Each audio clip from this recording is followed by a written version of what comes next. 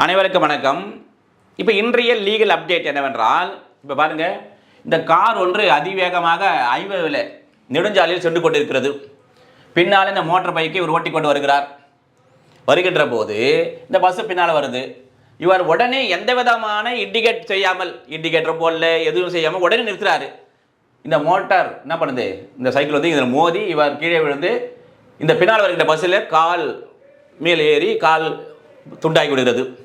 இப்போ என்ன கேள்வி என்றால், இவர் நெடுஞ்சாலையில் எந்த விதமான இண்டிகேட் போடாமல் உடனடியாக நிறுத்தியதால் தான் இந்த விபத்து ஏற்பட்டது என்று இவர் வழக்கு தொடுக்கிறார்.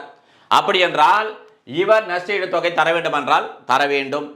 இது சொல்லுகின்ற வழக்கு எது என்று சொன்னால், S Mohammed Hakeem versus National Insurance Company Limited and others 2025 Live Law Supreme Court page number 749. முடிவு விவரங்களுக்கு இந்த சாட்சியில் லிங்கை பயன்படுத்தி வீடியோவை பார்த்துக் கொள்ளவும்.